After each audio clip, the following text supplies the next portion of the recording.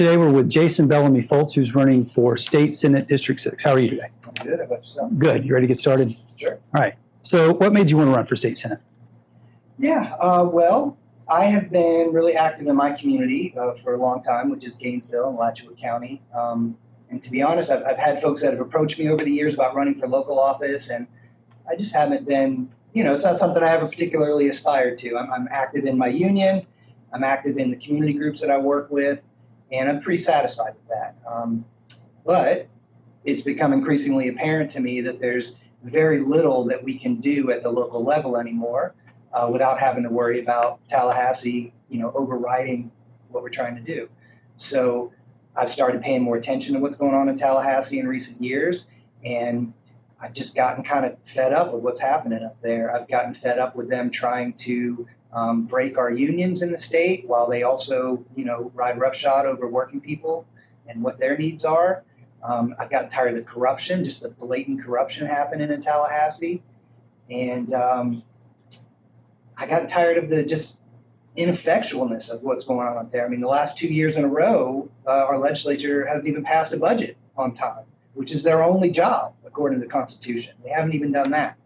And so just kind of gotten fed up with what's going on up there, and I felt like people deserve a real choice. I feel like the current state senator that represents this area, Jennifer Bradley, has been very complicit in what's happening up there. And so I wanted to make her answer for the things that she's done and give people a real choice in this election.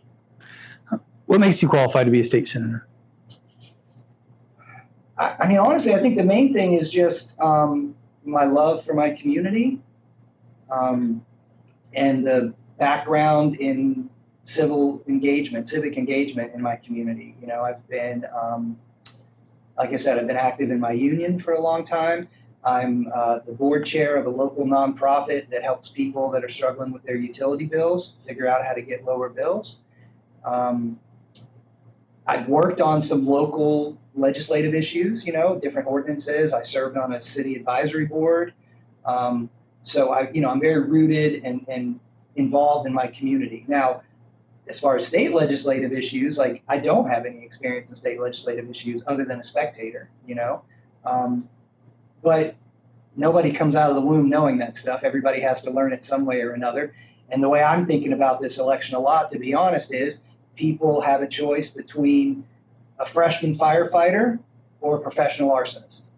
And so given that choice, I'm going to go with the person that has the values in the right place, but is maybe new on the job and is trying to learn it.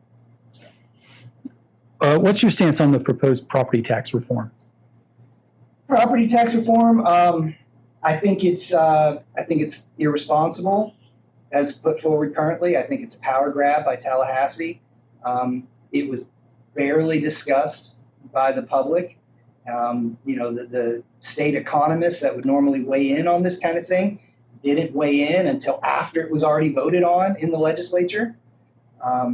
DeSantis actually vetoed funding in last year's budget that would have given us an opportunity to study these kinds of things more in depth and actually see what sort of impacts they're going to have on the community. So on diversity of communities throughout the state. So I think that it should not have been passed by the legislature for people to vote on at this point without further study of what the actual impacts would be on our communities. I do have a lot of trust in Floridians that we're going to vote this thing down overwhelmingly this November. If you look at our record on ballot initiatives, we've actually got a pretty good record in this state on ballot initiatives and doing the right thing. The problem is that the legislature doesn't listen to us when we do. So as proposed, I think it's problematic, and I hope that people will join me in voting it down this November. Okay. If it passes, what will you do to make sure that fiscally constrained counties like Gilchrist are protected? Yeah, totally. So I think that every county is going to be fiscally constrained if this thing passes. I think that what this is going to do is it's going to create sort of two waves of bombs for our communities. The first wave is going to come immediately with the cap on the homestead exemption, raising that cap dramatically. That's going to create the first bomb, and people are going to feel that pretty immediately. The second is going to come with this 3% cap on the non-homesteaded properties. We're going to feel that later on, but that is going to continue to grow and grow over time, and it's going to critically damage the ability of our municipalities to provide essential service to the community. So that being said, I think that, localities are going to need more flexible options with raising revenue if this thing passes, and they're going to need increased funding and support from the state. And so I would work to do both of those things, but hopefully, again, it doesn't come to that. And what are your thoughts on AI data centers? Yeah, so I'm very wary of AI generally, to be completely honest. And I'm particularly wary of these data centers and the way that they're being rolled out. Now, I'm an International Brotherhood of Electrical Workers guy. Fellas in my union don't mind the work. They like to be out building this sort of thing. And so on the one hand, we want the jobs, we want to be able to build them. But on the other hand, we also love our outdoors. People in my union like to hunt, they like to fish. We appreciate our farmland. So we don't want these things if they're going to wreck any of those things. So, very wary.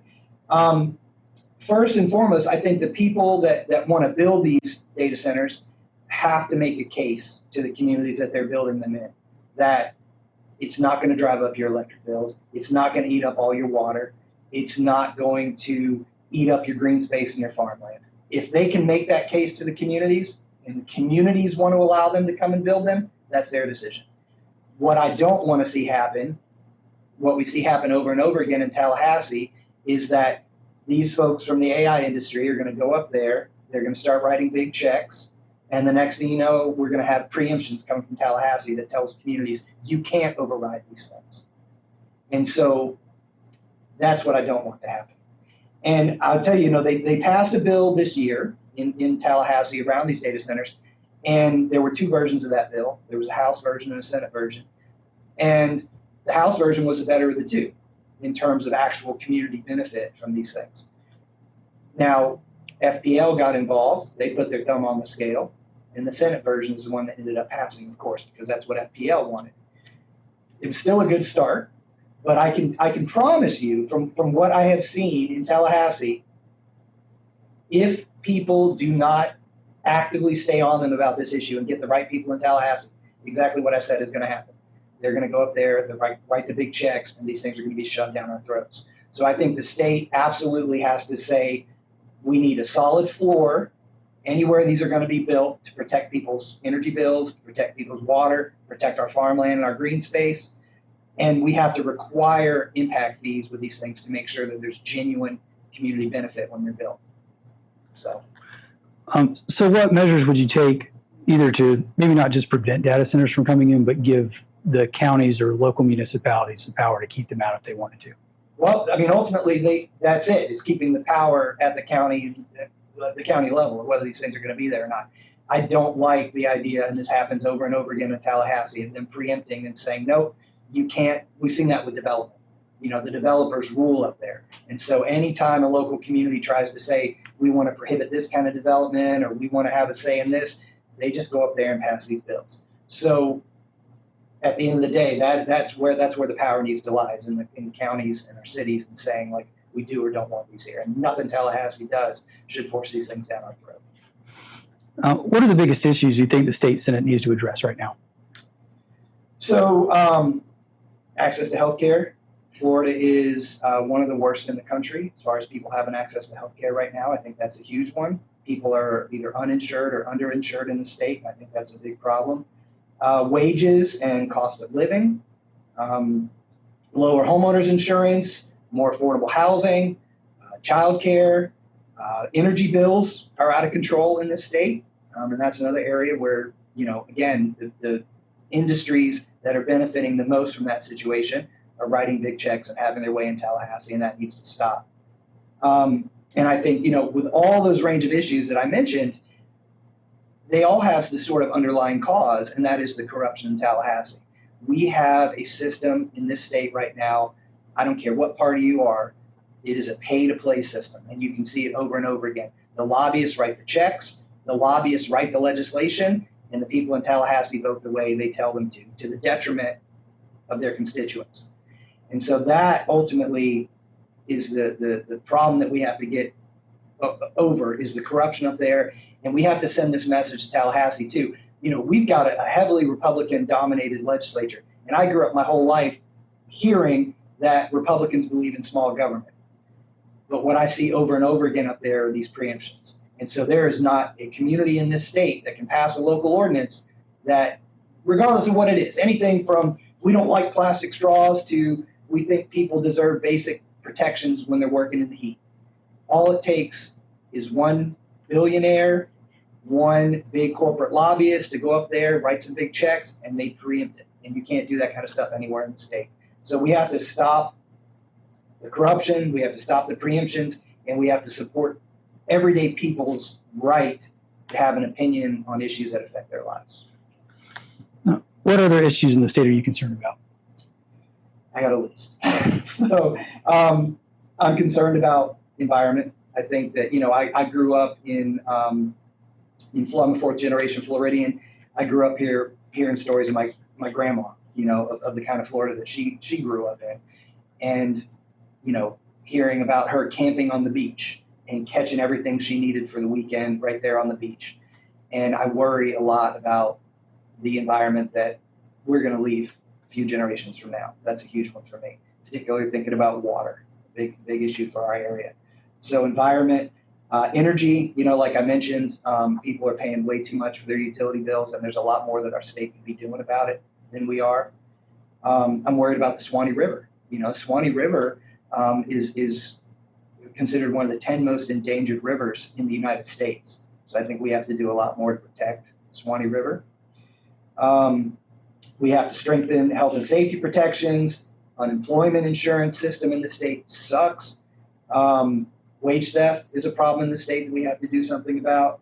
And then education is a big one for me. I have a background in education. My wife is an educator. We rank, near the bottom of the country in terms of the amount that we're investing in education. We have to do a much better job with that.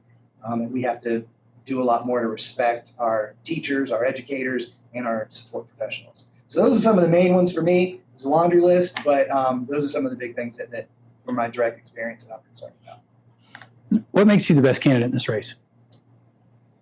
Yeah, I'm very rooted in the community, I think is a big one. I refuse to bow to special interests. So I challenge anybody that is looking at this race to look at who is funding my campaign and to look at who is funding Jennifer Bradley's campaign. All right. I have got 100% of my donations have come from people, okay, actual people that are going to be my constituents. You look down the list of spreadsheet of dozens of pages of donations that she's getting, and it's one big corporation after another. So you have to ask yourself who the person you're electing is going to be accountable to. Are they going to be accountable to the constituents in this district?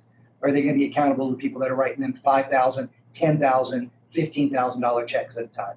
So I'm not going to be accountable to special interests. Honestly, I'm not going to be accountable to party. I'm sorry if I'm not allowed to curse here.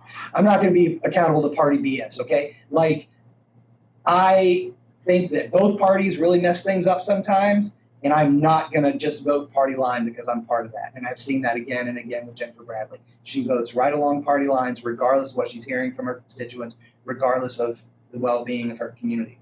So, and then the last thing for me is just, I have a deep respect for democracy. Democracy is incredibly important to our country, and I think that less and less people have a real voice in matters that affect their lives, and it's a core principle to me. So something that I'm going to actively run on and be a part of if I get up there. What can the citizens of Gilchrist County expect from you as a state senator? So I can only promise a few things.